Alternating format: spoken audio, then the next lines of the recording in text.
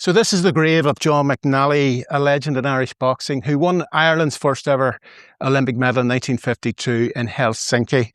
I wrote the book about John in 2009 because I felt that John was a forgotten hero of Irish sport, and he had an intriguing story to tell.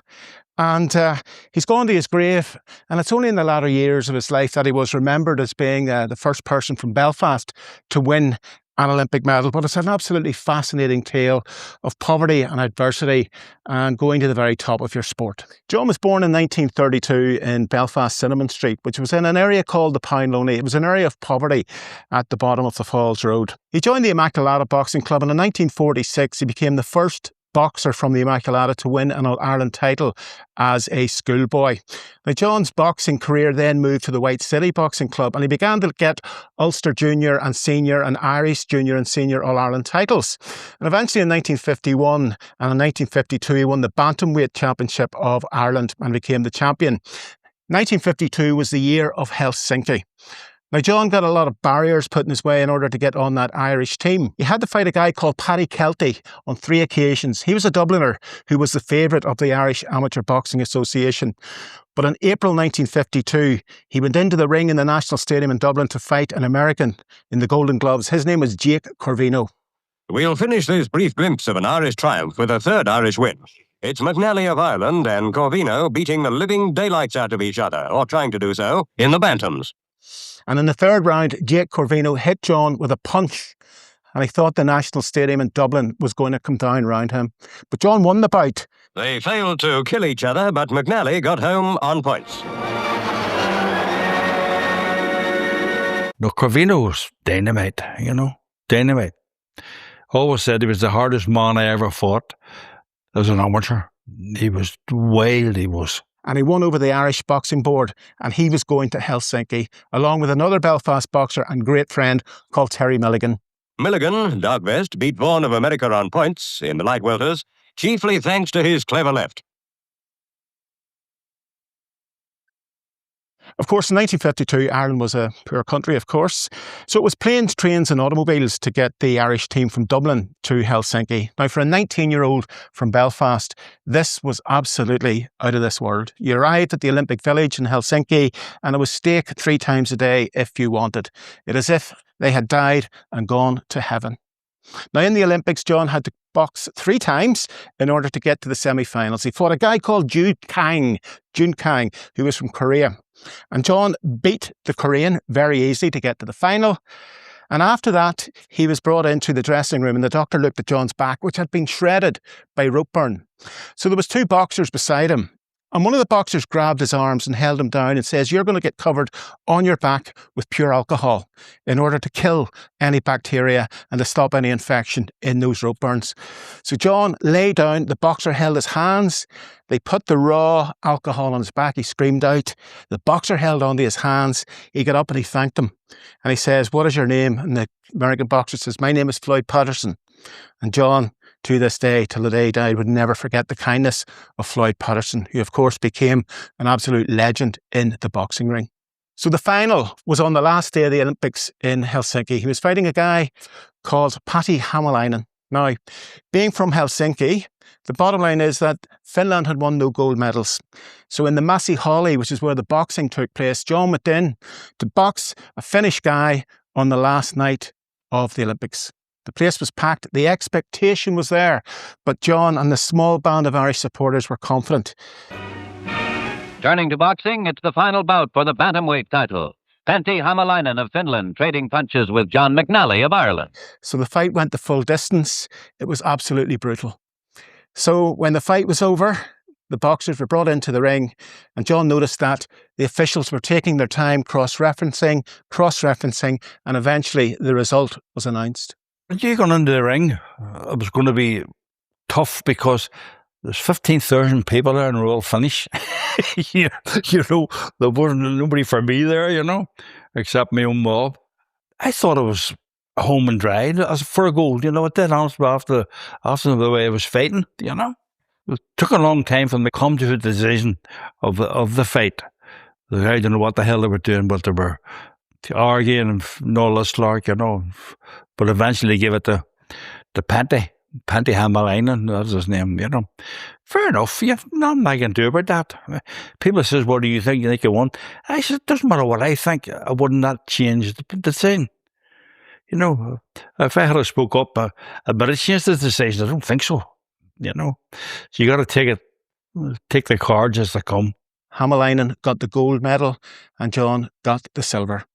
The stadium erupted, the hall erupted, and little John was lost amid his tears because Finland had got its gold medal on the final night. Even though it was a split decision, a lot of the American papers and the British papers said it was the biggest robbery of all time. But John was only 19. He just took it in the chin and moved on. Now, when he arrived back in Dublin, he didn't realise the euphoria and the absolute pandemonium that this had created on the island of Ireland. When he got to Dublin, RTE were there, Radio Éireann were there to interview him, and there was a few people there, and his father met him and brought him to the Connolly Station, or Amiens Street Station as it was called then.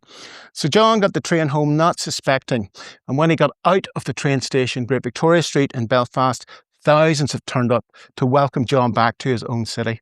And it was one of the rainiest days of the year. In fact, of the decade. It was floods in Belfast that particular day. They put John on the roof of a black taxi, an old black taxi, and they paraded him from Great Victoria Street, past the City Hall, up the Falls Road, down the Shankill, along to York Street, where the White City Boxing Club was. He was an absolute hero. From there, after the Olympics, hundreds of letters came from all over the world, just addressed John McNally, Ireland. He kicked off the 1952 Steel and Sons Cup final on Christmas Day. He was such a celebrity. The following year, in 1953, he went to the European Championships and he won a bronze medal. He was favourite for the gold, but as with a lot of amateurs back then, the money came in and John turned professional under a guy called Sammy Doherty. Now, professional boxing, as we know, is totally different to actually amateur boxing. And John was soon to find that you may be a hero in the ring with your silver medal, but you're just another boxer getting paid £5 for your fights. And John's professional career didn't really take off. And by 1958-59, he was a journeyman. But he still had this great amateur career to look back on. John retired from professional boxing in 1962. And from there he went into engineering. He worked in the Harland and Wolff shipyard. But one of his greatest loves was actually music. And he formed a band called the Freemen, who played all over Ireland throughout the 1960s and 70s. And John was a fantastic banjo player. Now, in 1956, 4 years after John won his silver medal for Ireland, Ireland claimed 4 Olympic medals in boxing. So there's no doubt that the euphoria and the excitement created by John's achievement in Helsinki influenced a whole generation. Belfast guys such as Freddie Gilroy, Johnny Caldwell, all followed in John's wake.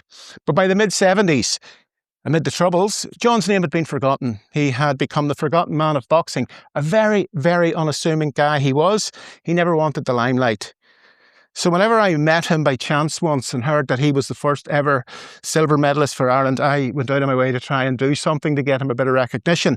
I wrote his book. He was honoured by the Irish Amateur Boxing Association, and in 2010 he was awarded the Hall of Fame by Belfast City Council for boxing sport. I'm joined by Brian McNally, who's the son of John, and he's got the medal, 98% silver. Brian, your father's grave, his legacy lives on. What did he mean to you? Clearly an unbelievable achievement, you know, to win a medal in 1952 with the backdrop of all, you know, the tension with the Catholics and the Protestants and what he achieved back then, breaking the glass ceiling, also from the rich and the poor. In regards, it was only the elite that went to the Olympic Games. Some of that come from a very poor background. Incredible achievement, absolutely phenomenal, you know. So a big the family is just amazed by it, really amazed. At the end of the day, there's no one will ever take away the fact that John McNally became the first Irishman to win a boxing medal and the first person from Belfast to win an Olympic medal, and that's a legacy that lives on forever. John, his illness got worse as he got older, and he died 2022, aged 89 years. And he's buried here beside his wife here in Blair Cemetery. But this grave can tell you so many stories of travelling the world, meeting presidents, meeting popes, meeting anybody. For an ever so short time, John McNally was absolutely gold dust on the island of Ireland and beyond. Trips to the United States with the European boxing team, these were legacies far removed from your life in a mundane upbringing in Belfast, West Belfast in the Pound Loney. And John died in 2022, aged 89 years. His silver medal will be cherished forever. And the city of Belfast should be very, very proud of a man who put Belfast boxing on the map and put Irish boxing on the map. John's travels across the world gave him a lot of wisdom. I remember he used to tell stories that my eyes would go, my goodness. And he says he remembers they were weighing in for the Olympics at the start, and there was an Iranian boxer who was getting abuse from another crowd of boxers. It must have been Iraqi boxers or whatever. And John went up to him and said, "Why did you not react?" And he said, "Irishman, I will do my talking in the ring." He says, "And remember this, if you beat somebody, take your hat off to them, but make sure it fits your head when you put it back on." Great words, great wisdom.